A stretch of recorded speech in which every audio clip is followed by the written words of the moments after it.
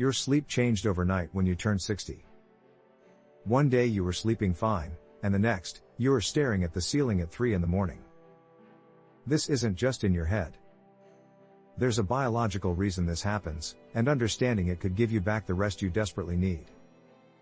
Most people think poor sleep after 60 is just part of getting older. They're wrong. What's actually happening in your body is both fascinating and fixable. The changes aren't permanent, and you don't have to accept restless nights as your new reality. Here's what nobody tells you about sleep after 60. Your brain produces less melatonin, your body temperature regulation shifts, and your sleep architecture fundamentally changes. But these changes don't mean you're doomed to poor sleep. They just mean you need different strategies than you used in your younger years. Let's start with the most common problem. You fall asleep fine, but you wake up at 2 or 3 in the morning and can't get back to sleep. This is called sleep maintenance insomnia, and it affects nearly half of all adults over 60. Your deep sleep stages become shorter and lighter as you age, making you more vulnerable to waking up. Why does this happen? Your circadian rhythm shifts earlier as you age. Your body wants to sleep earlier and wake earlier. But if you're forcing yourself to stay up until your old bedtime, you're fighting against your natural biology. This creates a mismatch that leaves you wide awake in the middle of the night. The fix is simpler than you think. Go to bed 30 minutes earlier than you currently do. Yes, it feels like giving in, but you're actually working with your body instead of against it. Within 2 weeks, most people see dramatic improvement in staying asleep through the night. The second major problem is taking forever to fall asleep. You're exhausted, but your mind won't shut off. You lie there thinking about everything and nothing. This is called sleep onset insomnia, and it's often caused by anxiety about not sleeping, which creates a vicious cycle. Your body needs a clear signal that it's time to sleep. After 60, that signal needs to be stronger and more consistent than before. Your melatonin production drops by about 50% compared to your younger years. This means your natural sleep signal is weaker. Here's what works. Create a rock-solid bedtime routine that starts 2 hours before sleep. Dim the lights in your home. Lower the temperature to between 65 and 68 degrees. Avoid all screens for at least 1 hour before bed. These aren't suggestions, they're requirements for good sleep after 60. The third problem catches people by surprise. Frequent bathroom trips destroy your sleep quality. You might wake up 3 or 4 times per night to urinate. This is called Nocturia, and it affects up to 80% of older adults. Each time you wake up, you lose precious deep sleep that your body desperately needs. This isn't just about drinking too much water before bed. Your kidneys produce more urine at night as you age. Your bladder capacity decreases, and many common medications increase nighttime urination. If you take blood pressure medication or diuretics, they could be sabotaging your sleep. The solution requires multiple approaches. Stop drinking fluids 3 hours before bedtime. Empty your bladder completely before bed by waiting 30 seconds after you think you are done, then trying again. Talk to your doctor about adjusting medication timing. Many people can take their diuretics in the morning instead of evening. Problem 4 is something most people don't recognize as a sleep issue. You feel tired all day despite sleeping 7 or 8 hours. This is called non-restorative sleep, and it's often caused by sleep apnea. Your breathing stops repeatedly during the night, preventing deep sleep even though you're technically unconscious. Sleep apnea becomes much more common after 60. Your throat muscles relax more during sleep.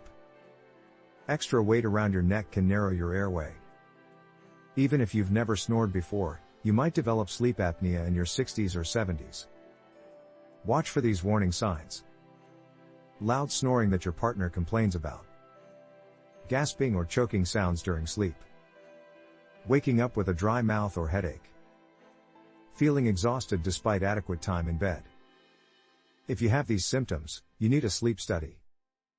Untreated sleep apnea doesn't just ruin your sleep, it dramatically increases your risk of heart disease and stroke. The treatment options are better than ever. CPAP machines are quieter and more comfortable than the old models. Oral appliances can work for mild to moderate cases. Positional therapy helps if you only have apnea when sleeping on your back. Some people benefit from weight loss or avoiding alcohol before bed. The fifth problem is restless leg syndrome. You feel an overwhelming urge to move your legs, especially when trying to fall asleep. It's not just uncomfortable, it's maddening. You can't get comfortable no matter what position you try. This condition affects up to 15% of older adults. Restless leg syndrome often worsens with age. Low iron levels can trigger it. Certain medications make it worse. Caffeine and alcohol are common culprits. Even some antihistamines and antidepressants can cause or worsen restless legs. Start with the basics. Check your iron levels with a blood test. Many people with restless legs have low ferritin, even if their overall iron isn't technically deficient. Cut out caffeine completely, not just in the evening. Exercise regularly, but not within 3 hours of bedtime. Try magnesium supplements, which help about 40% of people. For more severe cases, medication might be necessary. Dopamine agonists work well for many people. Gabapentin is another option. Some people find relief with compression socks or leg massages before bed. The key is working with a doctor who understands that restless leg syndrome is a real medical condition, not just fidgeting. Now let's talk about what ties all these problems together. Your sleep environment matters more after 60 than it did when you were younger. Your body is less forgiving of poor conditions. A room that's too warm, too bright, or too noisy will destroy your sleep quality. Your bedroom should be a cave. Dark, cool, and quiet. Invest in blackout curtains if any light seeps in. Use a white noise machine to cover disruptive sounds. Keep the temperature between 65 and 68 degrees. These aren't luxuries, they're necessities for quality sleep after 60. Your mattress and pillows matter more than you think. That mattress you've had for 15 years might be sabotaging your sleep. After 60, you need more support for your joints and spine. You also need better pressure relief to prevent waking up with aches and pains. Consider your sleep position carefully. Side sleeping is usually best for reducing sleep apnea and acid reflux. Use a pillow between your knees to keep your spine aligned. If you sleep on your back, put a pillow under your knees. Never sleep on your stomach after 60, it puts too much strain on your neck and back. Exercise plays a crucial role in sleep quality after 60. Regular physical activity helps you fall asleep faster and sleep more deeply. But timing matters. Exercise too close to bedtime can be stimulating and make it harder to fall asleep. Aim to finish vigorous exercise at least 4 hours before bed. The best exercise for sleep is aerobic activity. Walking, swimming, or cycling for 30 minutes most days of the week dramatically improves sleep quality. Strength training helps too, but aerobic exercise has the strongest effect on sleep. Even light activity is better than nothing. Your diet affects your sleep more than you realize. Heavy meals within 3 hours of bedtime disrupt sleep. Spicy or acidic foods can cause reflux that wakes you up. But going to bed hungry isn't good either. A light snack combining protein and complex carbs can actually help you sleep better. Avoid alcohol before bed. Yes, it might help you fall asleep faster, but it destroys your sleep quality. Alcohol prevents deep sleep and REM sleep, leaving you feeling unrested. It also increases nighttime awakenings and bathroom trips. If you drink, stop at least 4 hours before bedtime. Caffeine deserves special attention. Your body metabolizes caffeine more slowly as you age. That coffee you drink at 2 in the afternoon might still be affecting you at bedtime. Switch to decaf afternoon, or cut out caffeine entirely if you're having sleep problems. Stress and anxiety are major sleep disruptors after 60. Retirement, health concerns, loss of loved ones, and financial worries can all keep you awake at night. Your mind races with thoughts and worries when you should be sleeping. This is incredibly common and completely understandable. Cognitive behavioral therapy for insomnia works better than sleeping pills for long-term results.